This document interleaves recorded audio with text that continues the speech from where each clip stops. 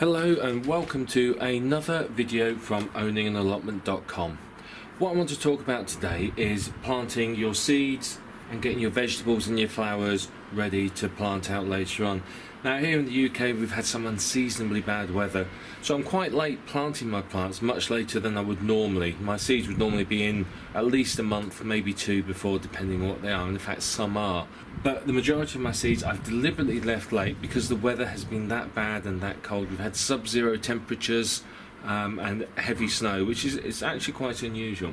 So we're going to start, and I want to show you about mixing your soil mixture that you're going to plant your seeds in, and then we'll talk about planting your seeds and everything else you need to know to look after them and get a good germination rate. So to start with, good quality seed compost. This is absolutely vital. Poor quality seed compost tends to be badly decomposed. It tends to have lots of lumps in, and I have found that you get very poor germination rate from them. A few years ago I did buy some very cheap compost, and to be honest it was absolutely dreadful. I found it really bad. My germination rate was dreadful. So I always tend to buy good quality stuff. This one's from Wilkinson's, though of course you can find these sorts of composts just about anywhere, but try to avoid the cheaper ones, simply because they're going to have lots and lots of lumps in, and they're just not going to be suitable for growing in. So we start with this. Got my trusty bucket. I use it to mix my compost, so A, I reduce my waste, and B, I don't make too much of a mess and get told off. So let's just put some in there. There you are. And then to go with that, vermiculite. You can use perlite instead. What this does is, you can see, oh, that's a bit of a big lump. Let's just break that up. But you can see it's very fine, and what this does is this holds moisture. So this is very handy because seeds have a habit of drying out. A lot of them like moist but not wet soil. So what this does is this just keeps a little bit more moisture in the soil, stops them drying out, and just helps make it a bit looser, a bit more better for the seeds. So put some of that in. Tend to put about 20-30% of that into the soil mix, and there you can see the soil mix there. Give it a good stir, break up any lumps that are in there, because obviously where the seed compost has been stored, there's always going to be lumps where the compost has sort of solidified together. The important thing you want to avoid is lumps of unbroken down material. Those are the bits that cause problems, because they get in the way of your seeds, the roots of your seeds, and stop them from growing properly. So in good old-fashioned methods, here's one I prepared earlier. This is a multi-celled seed tray, and you can see I've partly filled it already. So I'm just going to finish filling this, and then we'll start planting our seeds. So you can see each cell is full of compost now. Don't push it down too hard, just gently firm it. If you push it down too hard, then obviously the seed's got to expend more energy to get its root through the compacted soil, and this can impact germination rates because the seed can run out of energy before it gets to a stage where it's able to effectively grow and push up above the surface. So as you can see, it's a little bit windy out here today. What I'm going to do today is I've got some sweet corn. There's some sweet corn seeds. What I do is I plant one of these per cell. So I put a handful in my hand. Now, depending on what you're planting, depending on how deep the seeds go, have a look at them, at the instructions, and see. As a basic rule of thumb, the bigger the seed, the further down it needs to go. So something like poppy seeds or onion seeds that are very thin, just scatter them on the surface, and then all you do is just get some vermiculite and scatter that on top of the seeds, or some very fine compost, and what that does is that covers them so they can germinate.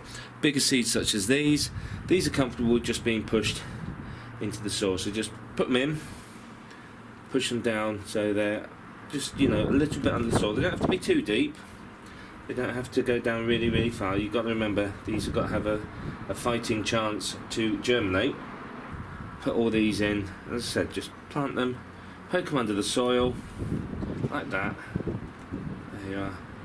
I'm going to plant lots of these. There's a fair chance some of these will not germinate.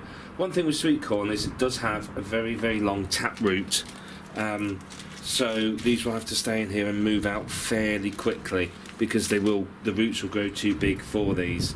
A lot of people will grow sweet corn in old toilet rolls or root trainers. The old toilet rolls obviously are good because they're free and they break down in the soil. The only downside with sort of growing in cardboard is the cardboard can encourage mould to form, which happens when it's overwatered or kept in too warm a place. Okay, so they're all planted and in here now, and they're all sort of covered with soil. Now I'm going to put a label in, because I'm putting a plastic lid on, which obviously you can see is apexed. I'm going to put it in the middle, purely because it's then easier for me and it's not going to get in the way of the lid. So you can see it's not getting in the way of the lid at all here. Now when you get seeds, you'll notice they have a sow by date on them. Consider that a best before date, not a use by date. Okay, this is something that can cause quite a bit of confusion with people. The use by date on a packet of seeds means that after that time they cannot or will not guarantee the germination rate.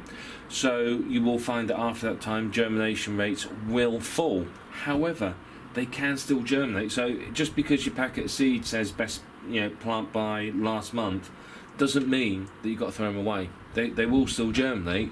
You may find that the germination rate is slightly lower. Now obviously you can help them germinate better by doing things like keeping them in a warm airing cupboard, growing them under light, soaking them beforehand, and so on and so forth. So all that will work, and that will help to improve your germination rate. However, be aware that you may find the germination rate is much lower than you would otherwise expect it to be, or perhaps want it to be. But you can still use them. I've used seeds that are several years old. I've never ever had a problem with them. Yes, I've had a bit of a lower germination rate, but it's nothing to get upset about, and the seeds have still been viable and produce good plants. So now this is done, this is ready to be watered in. So let me go and find my watering can. Right, you want a fine rose watering can. Yes, I know it's a kiddie one, but it's actually quite handy because I don't mind leaving it outside.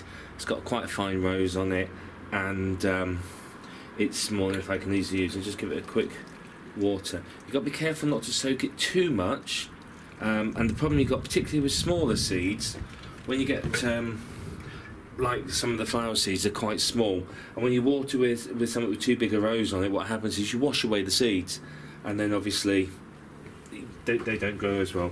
So gently water it, then we put the lid on, and this will be checked every few days now for it to germinate. Now obviously I'm not going to leave it here, it's going to go into my greenhouse.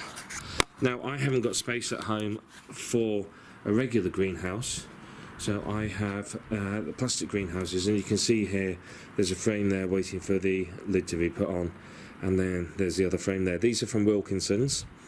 They're very, very good. They're quite cheap, and the best thing about them is you can replace the covers, and the covers aren't too expensive.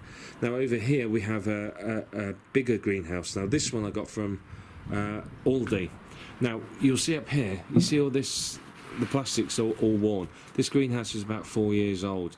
Plastic greenhouses won't last forever. They have a finite life because the sunlight degrades the plastic, and this is what you end up with. So unfortunately you can't buy new covers for these, you have to buy the whole greenhouse. Bit of a shame, but I will replace this at some time because that's actually quite handy for growing in. So let's just put you down over here, and then unzip the greenhouse. These then go in here, and just put them in there. They'll be quite happy in here, nice and warm, and make sure the lid's on properly, which I really must get some better ones of these. But you can see that's all sorted and it's growing well. Now if I bring you around here, I can show you some of what we've got growing here. At the top here, these are sweet peas. These were planted several weeks ago, and they're part of a seed trial with Mr. Fothergill's, and you can see that there's quite a high germination rate from them, so they've done quite well. I'll just leave those there, turn them around. You can see they're leaning slightly to the sun. The sun's behind us that way. So these have started leaning towards towards the sun, so just turn them around a little. Down here you can see we've got some other seeds. In here we've got a double Dutch white cosmos. Again, this is part of a seed trial, and you can see these have been in for just under a week and they're already coming up. So this is basically all you need to do to get your seeds going. Now you can plant them on the sunny windowsill if you want. Unfortunately I have cats, and the cats have claimed the windowsill as their own domain, so I'm not allowed to put anything on them because the cats tell me off and cause all sorts of trouble. But anyway, you can put them, you can even put them outside in a sunny location in the plastic propagators. Just be aware these lids do blow off, so if there are winds you can find you lose your lids. But it's very, very simple, as you can see, and that's all you need to do. The only problem you're going to have is you're going to run out of space for your seeds very, very quickly, which we all do.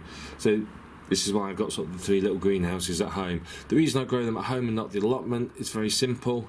It means I can get home, I'm at home a lot, and I can look after them. I don't have to drive up to the allotment every day and water them and look after them. I don't have time to go every day.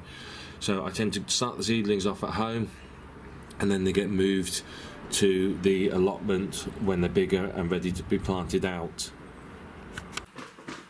Now I want to show you my setup for growing at home. Now this I use for the more delicate seeds and like chilies, tomatoes, things that need starting off in a much warmer environment. Now these are grow kits from IKEA. They're meant to be hydroponic, and they work very well as hydroponics. I must admit I do start off a lot of plants in rock wall cubes in these, and they grow very nicely. This one of these, I think it's this one here, you can actually stack 3 high, and as you can see they don't take up a huge amount of space. Now these are fantastic for starting plants off. You can see here one of my chili plants, desperate need of water, so I'll sort that out in a minute. But these are all sorts of chili plants here, and some tomatoes, some Cape gooseberries as well down the back there for a bit of a change.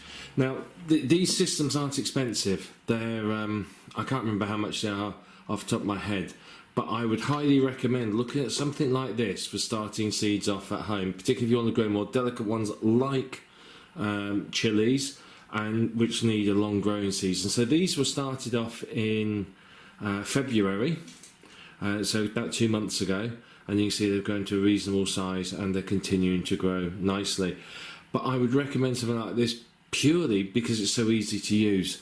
I live quite far north. I live sort of in the Manchester area of England, and it's cold, it's dank, it rains a lot, and it's very difficult for me to start chilies outside. I don't have a heated greenhouse, I don't have windowsills I can use, and frankly we don't get enough sun to make that worthwhile. So starting like this means I can grow plants like these that I would just quite simply wouldn't normally be able to grow. And again, started off in exactly the same way as I showed you outside. I grow them in the same way, start them off. Only difference is they're under these lights, and obviously these lights are on a timer. I've got one of the manual timer plugs plugged into the wall over there, and all it does is it sets them off about 5:30, 6 o'clock in the morning. The lights come on. The lights are then on till sort of sometime in the evening, and it gives the plants that sort of start in life that they really need. Some of these are getting quite big now, so they're due to be potted on, and they're going to get taken outside and put in one of the plastic greenhouses. And you can see the spare cover there, and my rubber gloves for handling my chili plants, because some of these are very hot. There's chocolate habanero. There was some Carolina Reapers, but they've not come up, and there's various other plants in there as well, which are all sort of doing very nicely. So that's how you plant your seeds. It's very simple, as you can see. It's not rocket science. The keys to successfully planting and germinating seeds are plenty of light, sufficient water but not too much water, and of course a good quality potting compost.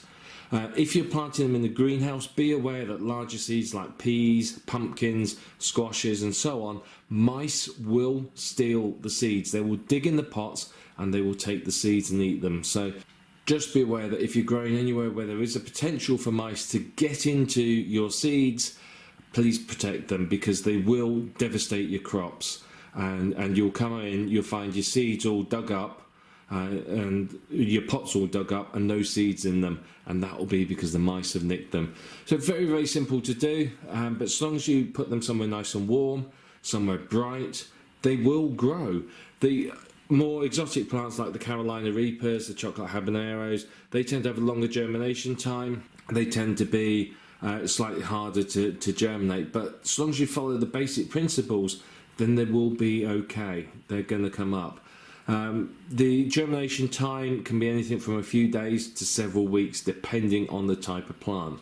These chocolate habaneros took them about 3 weeks before they came up.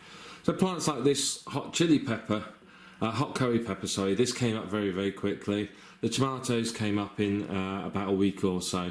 So the germination rate does vary. A quick Google or look on the seed packet will tell you what the germination rate is. If it doesn't appear quickly, don't panic. If it's a bit cool or there's not enough light, then it can take longer for the plants to germinate. Just be aware of that. So it can take, longer than it says on the packet. If you're after about 3 or 4 weeks, you're really not sure, you don't know whether it's going to germinate, have a careful dig around in the pot and check the seed. If it hasn't got a root, it's not going to germinate, and you're going to have to replant it. So that's it. That's how you plant your seeds. That's how you get your seeds going. We'll do another video soon. We'll transplant some of these into larger pots, and I'll talk more about how you care for them and look after them. So until I talk to you again, happy gardening. Let me know how you're getting on and what seeds you're growing, and I look forward to talking to you soon.